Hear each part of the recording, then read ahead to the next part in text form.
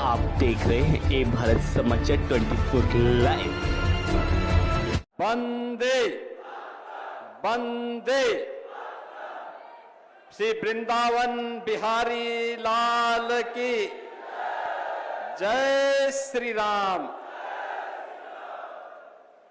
आज के इस हिंदू गौरव दिवस के अवसर पर सरदेव बाबूजी कल्याण सिंह जी की चतुर्थ पुण्यतिथि कार्यक्रम में मंच पर उपस्थित भारत सरकार के शिक्षा मंत्री और भारतीय जनता पार्टी के वरिष्ठ नेता माननीय श्री धर्मेंद्र प्रधान जी, केंद्रीय मंत्री माननीय श्री जितिन प्रसाद जी, पूर्व राज्यपाल और भारतीय जनता पार्टी के वरिष्ठ नेता माननीय कलराज मिश्रा जी, पूर्व केंद्रीय मंत्री, पूर्व मुख्यमंत्री माननीय साध्वी उमा भारती जी, उत्तर प्रदेश सरकार में मंत्रिमंडल के मेरे सहयोगीगण, उप मुख्यमंत्री द्वय श्री केशव प्रसाद मौर्य जी, श्री ब्रजेश पाठक जी, भारतीय जनता पार्टी के प्रदेश के अध्यक्ष चौधरी भूपेंद्र सिंह जी,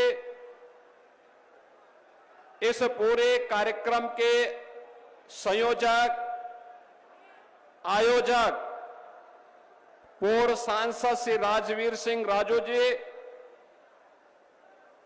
उत्तर प्रदेश सरकार में मंत्रिमंडल के मेरे सहयोगी और कार्यक्रम के आयोजक श्री संदीप सिंह जी, सभी माननीय जनप्रतिनिधिगण और भारी संख्या में उपस्थित सरदेव बाबूजी के प्रति श्रद्धा का भाव रखने वाले अलीगढ़ मंडल से जुड़े हुए सभी उपस्थित बहन और भाइयों, हिंदू गौरव दिवस के अवसर पर सरदेव बाबूजी की स्मृतियों को नमन करते हुए मैं आज के इस अवसर पर प्रदेश की जनता की ओर से, हर राम भक्त की ओर से उन्हें उत्तर प्रदेश सरकार और उत्तर प्रदेश की जनता जनार्दन की ओर से विनम्र श्रद्धांजलि अर्पित करता हूं। बहनों और भाइयों, ये चतुर्थ पुण्यतिथि है सरदेव बाबूजी की। उन्होंने इसी अलीगढ़ जनपद के छोटे से गांव में एक सामान्य किसान परिवार में जन्म लिया। राष्ट्रीय स्वयंसेवक संघ से बचपन में राष्ट्रीयता के संस्कार प्राप्त किए। एक शिक्षक के रूप में भारतीय जनता पार्टी के एक सामान्य कार्यकर्ता के रूप में अपने आप को भारत की राष्ट्रीयता के लिए समर्पित किया। और आज जिस भी क्षेत्र में सरदेव बाबूजी को कार्य करने का अवसर प्राप्त हुआ, उन्होंने अपने आदर्शों की एक छाप छोड़ी। 1977 में स्वास्थ्य मंत्री के रूप में स्वास्थ्य सेवाएं कैसे होनी चाहिए, 1990 में उत्तर प्रदेश की बिगड़ी हुई हालात में उत्तर प्रदेश के अंदर कानून का राज कैसे होना चाहिए और सुशासन के लक्ष्य को कैसे प्राप्त किया जाना चाहिए, लेकिन विरासत और विकास की यात्रा कैसे साथ साथ चल सकती है, अपने छोटे से कार्यकाल के दौरान सरदेव बाबूजी ने उत्तर प्रदेश में करके दिखाया। और उसके उपरांत जब उनकी चुनी हुई सरकार को अलोकतांत्रिक तरीके से कांग्रेस ने भंग करने का काम किया था, बर्खास्त करने का काम किया था। राम जन्मभूमि के लिए उन्होंने क्षण भर की भी देरी नहीं की और अपने पद को छोड़ करके उन्होंने इस बारे में कहा था कि हां, अयोध्या में विवादित ढांचा के गिरने की जिम्मेदारी मैं ले रहा हूं अपने ऊपर, किसी राम भक्त का कोई बाल बांका नहीं होना चाहिए। बहनों और भाइयों, जब श्रेय लेने की होड़ हो और जब मामला बिगड़ता है तो दूसरों के ऊपर डालने की एक स्थिति देखने को मिलती हो, उन स्थितियों में बाबूजी ने उस समय सारी जिम्मेदारी अपने ऊपर लेकर के गुलामी के ढांचे को, उसकी जो गति होनी थी उसको दुर्गति तक पहुंचा करके श्री राम जन्मभूमि में भव्य मंदिर निर्माण का मार्ग प्रशस्त किया है। आज बहनों और भाइयों, उत्तर प्रदेश में पिछले 8-8.5 वर्ष के अंदर विकास के लिए, सुशासन के लिए, समृद्धि के लिए, सुरक्षा के लिए आदरणीय प्रधानमंत्री मोदी जी के नेतृत्व में, उनके मार्गदर्शन में जो कुछ भी हम कर पाए हैं उसकी आधारशिला सरदेव बाबूजी के द्वारा दी गई। 1990-91 की और 1996, 97, 98 में उनके द्वारा जो सरकार बना करके जो न्यूज की आधारशिला रखी गई थी, उसी आधारशिला पर आज डबल इंजन की सरकार कार्य करते हुए, उन आदर्शों को अंगीकार करते हुए आगे बढ़ाने का कार्य कर रही है। और आज सरदेव बाबूजी के प्रति यही विनम्र श्रद्धांजलि अर्पित करने के लिए हम लोग आए हैं। याद करिए, बुलंदशहर सरदेव बाबूजी की कभी विधानसभा हुआ करती थी। वहां पर प्रधानमंत्री मोदी जी की प्रेरणा से बने हुए राजकीय मेडिकल कॉलेज का नामकरण सरदेव बाबूजी के नाम पर किया गया। प्रदेश के सुपर स्पेशलिटी कैंसर हॉस्पिटल का नामकरण सरदेव बाबूजी के ही नाम पर लखनऊ में किया गया और उनकी भव्य प्रतिमा का भी स्थापना वहां पर की गई। बहनों और भाइयों, जो लोग आज पीडीए के नाम पर समाज को बांटने का प्रयास कर रहे हैं, ये वही लोग हैं जब इनकी सरकार हुआ करती थी, दंगे होते थे, गुंडे और माफिया प्रदेश में तांडव मचाते थे और हर पर्व और त्योहार के पहले उन पर्व और त्योहारों पर कोई ग्रहण सा लग जाता था दंगों का। ये वही लोग हैं जब उस समय पार्टी बनकर के इस हिंदू समाज को कोई पर्व और त्योहार नहीं मनाने देना चाहते थे। ये वही लोग हैं जो कांवड़ यात्रा में रोक लगाते थे, विजयादशमी में दुर्गा पूजा के अनुष्ठान को नहीं होने देते थे, होली और दीपावली के कार्यक्रमों में तमाम प्रकार से व्यवधान पैदा करने का कार्य करते थे।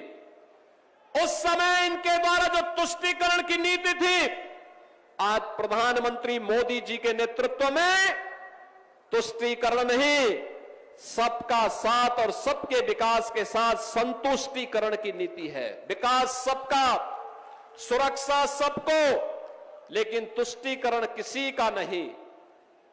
तुष्टीकरण किसी का नहीं। अगर गुलामी के अंशों को समाप्त करना है, विरासत पर गौरव की अनुभूति करना है, तो अयोध्या में राम मंदिर का भव्य निर्माण उसकी एक अनुपम छाप के रूप में, एक अनुपम मिसाल के रूप में हम सबके सामने है। हम सब अयोध्या की इस विरासत पर गौरव की अनुभूति करते हैं। एक तरफ भारतीय जनता पार्टी की डबल इंजन की सरकार के द्वारा अपनी विरासत का, आध्यात्मिक विरासत के संरक्षण के लिए कार्य किया जा रहा है, तो जो कहा सो करके दिखाया। जम्मू कश्मीर में धारा 370 समाप्त करके हमेशा के लिए आतंकवाद पर नकेल कसने के लिए जो कार्य किया गया, यह अभी स्वतंत्र भारत और 140 करोड़ का भारत आज उसका प्रत्यक्षदर्शी है। वो इस बात का अनुभव कर रहा है कि घोषणाएं बहुत होती थी, लेकिन उसका मूर्त रूप आज देखने को मिल रहा है।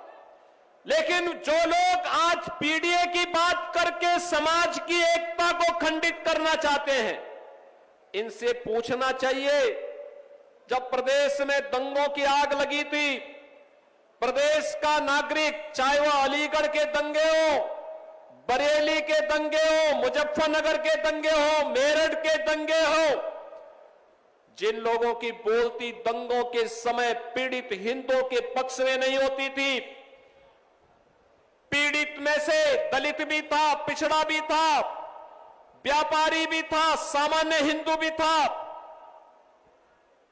अकेले भारतीय जनता पार्टी उनके पक्ष में खड़ी होती थी। तब भी भारतीय जनता पार्टी खड़ी होती थी। पिछले 8.5 वर्ष में प्रदेश दंगा मुक्त हुआ है, गुंडागर्दी और माफियागिरी से मुक्त हुआ है। लेकिन आज फिर से इस एकता को खंडित करने के लिए जो बातें परिवार डेवलपमेंट अथॉरिटी के द्वारा फिर से प्रारंभ किया गया है, ये परिवार डेवलपमेंट अथॉरिटी जो सबका साथ की तो बात करता है, लेकिन परिवार के विकास की बात करता है। और इन्होंने 4 बार प्रदेश में समाजवादी पार्टी की सरकार आने पर यही करके दिखाया। भी आपने देखा होगा, अभी हम लोगों ने 60,244 पुलिस की भर्ती संपन्न की। अलीगढ़ के भी बहुत सारे नौजवान भर्ती हुए थे, उसमें बहुत सारे अलीगढ़ के नौजवान भर्ती हुए, एटा के नौजवान भर्ती हुए, कासगंज और हाथरस के नौजवान भर्ती हुए, प्रदेश के सभी 75 जनपदों के नौजवान उसमें भर्ती हुए। लेकिन क्या ये 2017 के पहले भी संभव था? क्या 2017 के पहले ये नहीं हो सकता था? ये वही लोग हैं जिन लोगों ने सत्ता में आने पर प्रदेश के अंदर जिस प्रकार के भ्रष्टाचार को बढ़ाया है, अराजकता को बढ़ाया है, गुंडागर्दी को बढ़ाया है, हिंदू मानबिंदुओं पर और उत्तर प्रदेश के विकास को बाधित करने का जो कुत्सित कार्य किया था, आज उनकी पीड़ा है कि उत्तर प्रदेश कैसे देश का विकास का ग्रोथ इंजन बन जा रहा है। आज उनको पीड़ा इस बात की है कि आखिर उत्तर प्रदेश के सामने जो पहचान का संकट इन्होंने खड़ा किया था, ये पहचान का संकट कैसे दूर कर दिया गया है। और इसी पीड़ा में इनके द्वारा फिर से जातीयता के उस जहर को घोलने का कुत्सित प्रयास किया जा रहा है। और इसके लिए इन्होंने न केवल हिंदू संस्थाओं को, बल्कि अब तो देश के संवैधानिक संस्थाओं को भी निशाना बनाना प्रारंभ कर दिया है। अगर कोई न्यायाधीश सही फैसला देता है, निष्पक्ष फैसला देता है, तो उनको धौंस दी जाती है। अगर वह किसी सार्वजनिक कार्यक्रम में कोई बात कह देते हैं, उन्हें धमकी दी जाती है। और अब तो चुनाव आयोग को भी धमकी दी जा रही है, चुनाव आयोग को भी धमकी दी जा रही है।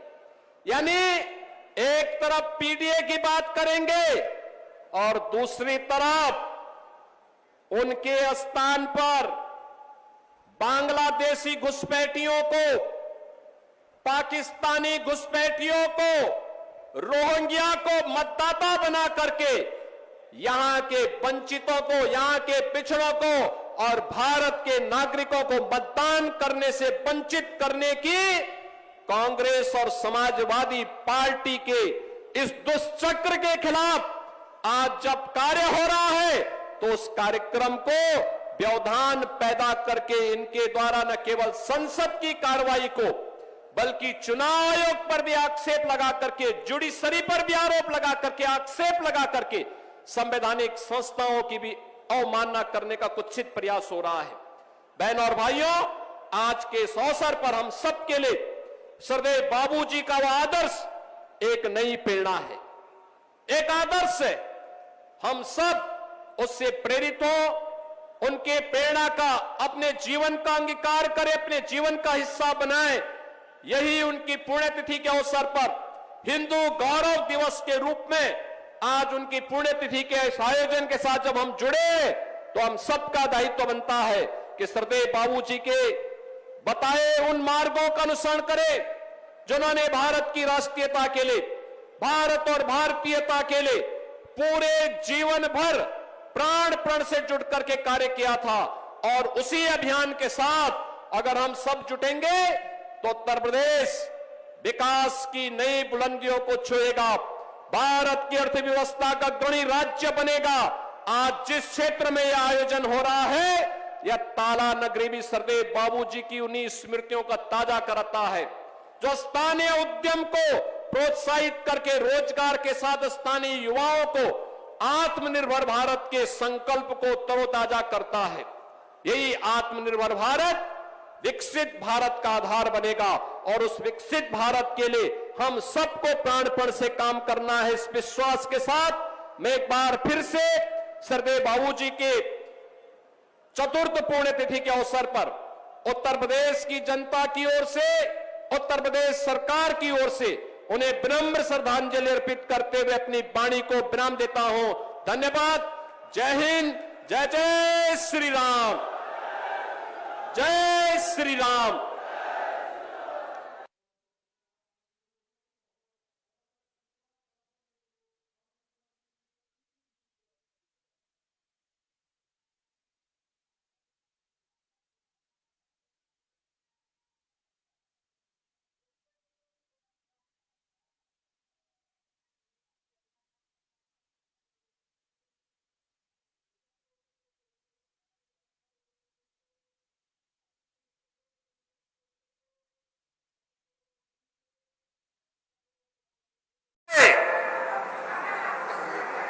और बाबूजी ने जो रास्ता दिखाया उसे आदरणीय राजू भैया आगे बढ़ाने का काम कर रहे हैं। राजू भैया आपका हृदय से अभिनंदन करता हूं। संदीप जी आपका हृदय से अभिनंदन करता हूं। और आज के इस कार्यक्रम में उत्तर प्रदेश के मुख्यमंत्री आदरणीय श्री योगी आदित्यनाथ जी का आगमन, केंद्र सरकार के मंत्री और शीर्ष नेता माननीय धर्मेंद्र प्रधान जी का आगमन, आदरणीय दीदी उमा भारती जी का आगमन, आदरणीय कलराज मिश्र जी का आगमन, आदरणीय हमारे प्रदेश अध्यक्ष और उप मुख्यमंत्री ब्रजेश पाठक जी का आगमन, और यह संपूर्ण मंच में जितना नाम लूंगा देर लगेगी। मैं सभी मंच का सम्मान से संबोधन करते हुए यहां उपस्थित या राम भक्तों का, बाबूजी के अनुयायियों का जन सैलाब, मैं आपका स्वागत करता हूं, अभिनंदन करता हूं, आपको प्रणाम करता हूं। और आज ये कहना चाहता हूं, अभी राजू भैया ने जो बात कही, फर्जी पीडीए बांटो और राज करो, श्री अखिलेश यादव जी अब यूपी में ये युग आने वाला नहीं है। बाबूजी की चौथी पुण्यतिथि पर हम सब लोग संकल्प लेते हैं, समाजवादी पार्टी की साइकिल को उखाड़ करके सैफई भेज देंगे, भेज देंगे, भेज देंगे। यही बाबूजी के प्रति सच्ची श्रद्धांजलि है। ये बांटने का काम करते हैं। बाबूजी ने हमें बांटना नहीं सिखाया, बाबूजी ने हमें एकजुट होकर के कमल का फूल खिलाना सिखाया है। वह कमल का फूल खिलाने का काम करेंगे। लंबी बात नहीं करना, इसलिए दो तीन बातें बाबूजी के आज में, वैसे मेरी यहां हो सकता है कि यह सही ना माना जाए कई लोगों के द्वारा, लेकिन मेरे मन में जो इच्छा है उसे आज मैं व्यक्त कर देना चाहता। कर दो, दोनों हाथ उठाइए, बताइए, कर दो। बाबूजी को पद्म विभूषण का सम्मान मिला है। मुझे लगता है कि बाबूजी को भारत रत्न का सम्मान मिलना चाहिए। ये मेरी मांग है, शायद मंच पूरा इससे सहमत होगा और सामने सब लोग सहमत हैं। दूसरा, आप सब जानते हो जिस रामलला की जन्मभूमि का स्थान अयोध्या है, उसका नाम फैजाबाद किया था। आदरणीय मुख्यमंत्री जी के नेतृत्व में उस फैजाबाद का नाम बदल करके अयोध्या हो गया है। विश्व का सबसे बड़ा मेला प्रयागराज कुंभ में लगता था, उसका नाम इलाहाबाद किया गया था, आज उसका नाम प्रयागराज हो गया है। और अभी 2 दिन पहले ही जलालाबाद का नाम बदल करके परशुरामपुरी हो गया है। तो अलीगढ़ का नाम हरिगढ़ करने में अब देरी नहीं होनी चाहिए। दूसरा, आप सबको यहां पर निवेदन करके जा रहा हूं, यह पूरा मंच, आज ये पूरा मंच पूरा उत्तर प्रदेश और देश का प्रतिनिधित्व करता है। और इस देश का अगड़ा हो, पिछड़ा हो, अनुसूचित जाति का हो, यह त्रिवेणी कमल के फूल के साथ है, प्रधानमंत्री मोदी जी के साथ है, भारतीय जनता पार्टी के साथ है और बाबूजी कल्याण सिंह जी यही आशीर्वाद हम सब लोगों को दे करके गए थे। बताइए उसे पूरा करोगे? पूरा करोगे? तो मैं आप सबसे लंबी बात न करके इतना ही निवेदन करके बाबूजी के प्रति सच्ची श्रद्धांजलि 2027 में समाजवादी पार्टी का सुपड़ा साफ करके देना है। भ्रष्टाचार और गुंडागर्दी करने वाले, माफियागिरी करने वालों का सफाया करके देना है। और मुझे पूरा भरोसा है पूरा प्रदेश 2000 पहली बार भाजपा की सरकार उत्तर प्रदेश में बाबूजी कल्याण सिंह जी की अगुवाई में बनी थी और उनके आशीर्वाद का प्रताप ही है कि आज योगी जी के नेतृत्व में उत्तर प्रदेश में हमारी सरकार चल रही है। और आने वाले समय में चाहे जितने तिकड़म कर लो, सपा बसपा कांग्रेस सब एक हो जाओ, लेकिन 2027 में 2017 फिर दोहराएंगे। यह निवेदन करते हुए अपनी बाणी को देता हूं विराम। दोनों हाथ उठा करके बोलिए जय श्री राम, भारत माता की। बाबूजी कल्याण सिंह, बहुत बहुत धन्यवाद।